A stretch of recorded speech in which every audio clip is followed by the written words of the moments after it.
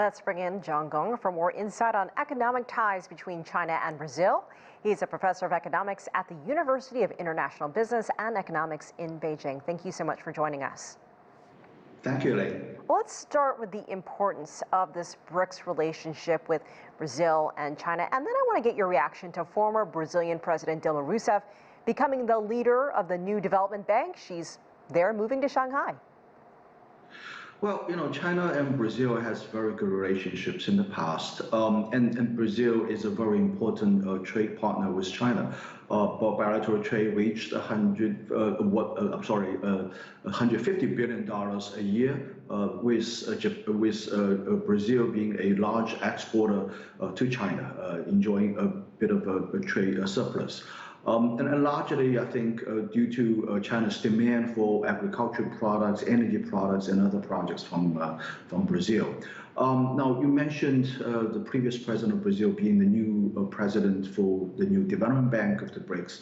And I think, this represents the nature of this bank. That is, it's a bank owned by the major stakeholders, the BRICS bloc. And the chairman of the president of the bank is sort of a rotating position among the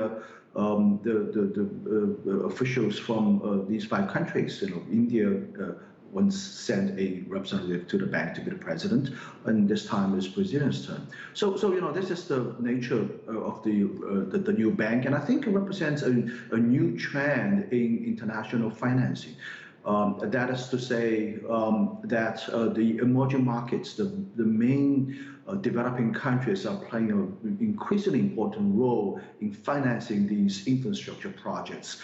They're no longer belonging exclusively to the World Bank, for example. It's more of a field where more multilateral banks, as they were called, multilateral financial institutions, international financial institutions, are playing an important role in this area.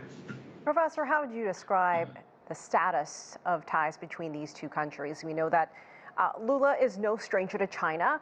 He had close ties during his previous presidencies. But what will it take to work back to get back to some of the closer ties after the not so friendly previous Bolsonaro administration? Right. I think, as you pointed out, the previous president seems to have a different strategy, foreign policy. Now, Lula, being sort of a left-wing political leader in Brazil, taking the helm right now, is restoring the trajectory of both countries' relationship. I think what's lying ahead that has a lot of potential is in the area of infrastructure investment and construction by Chinese companies in Brazil. Believe it or not, Brazil hasn't signed a Belt and Road Agreement with China yet, and he said he's going to do that. Lula said he's going to do that. That opens door to a whole range of very large projects in Brazil.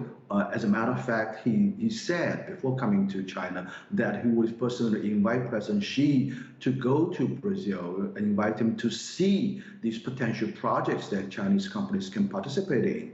So I think that's a huge potential.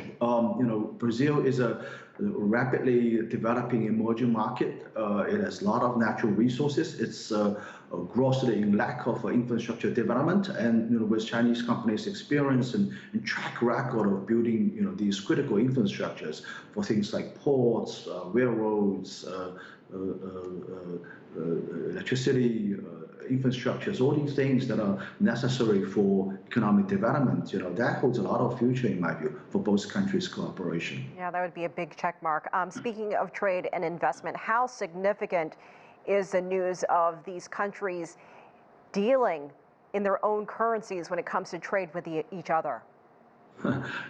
Well, I think this is against the background that for a lot of countries in Latin America, they have historically run into these huge, balance payment problems, mostly because of their tied up to the U.S. dollar.